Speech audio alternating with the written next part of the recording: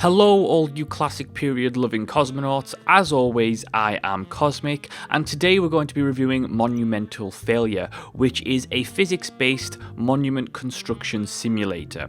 The game is developed by Scary Wizard Games and is an indie game, and it is essentially at its core a physics-based party game. It's a game that is meant to be played with other people, and the idea and objective of the game is to round by round build an ancient monument with people pulling or pushing or doing various things to put the pieces in order, and each round you get scored on how close it is to what it's supposed to be.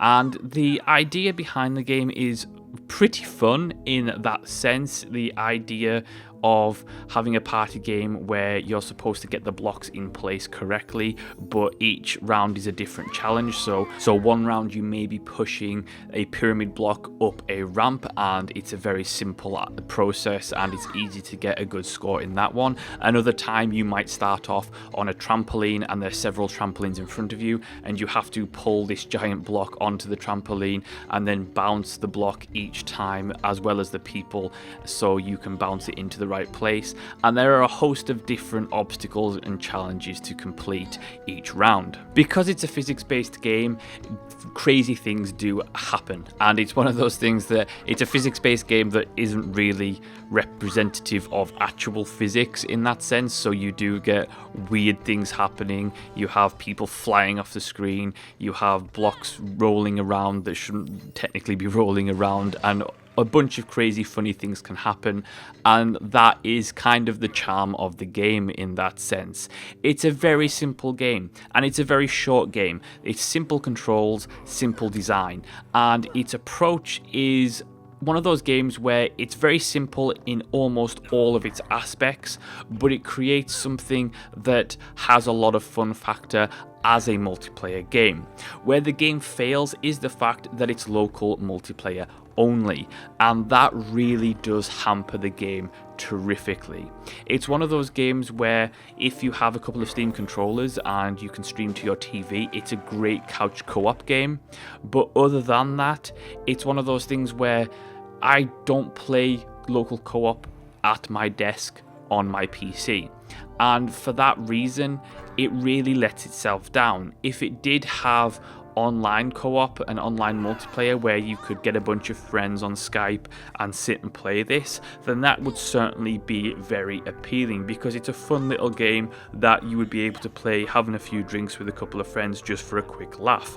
But because of its restriction in the fact that it has 2 to 4 local co-op, that means that it really does limit itself into what audience it's actually going to end up in. It's certainly a game that would do really well on the consoles, for example, so you could have multiple couch co-op on there. But as a PC, and I've said this time and time again to indie developers, PC games aren't great for couch co-op. They're not great for local co-op. If you're going to make a multiplayer based game, especially a multiplayer party based game, it is certainly worth making sure that you can put in online multiplayer in some form, even if it's just peer-to-peer.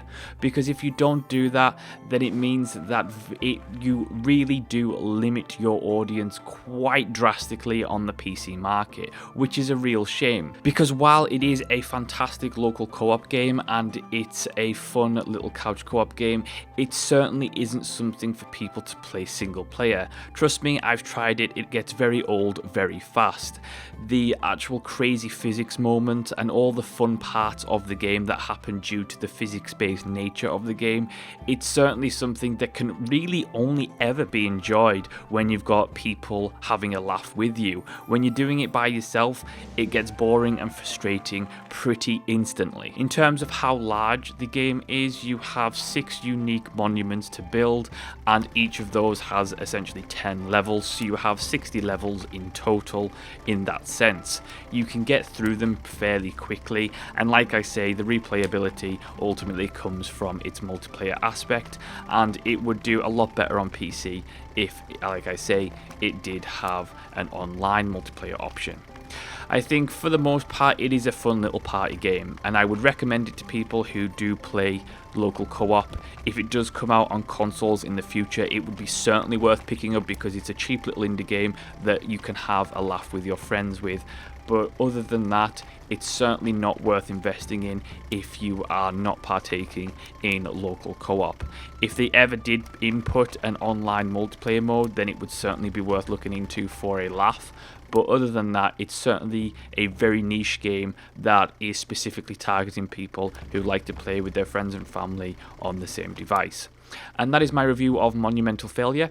Thank you so much for watching and listening. Let me know what your thoughts are in the comment section below. If you enjoyed the video, please hit the like button and make sure to share it on social media. Subscribe if you haven't already, and I will see you next time.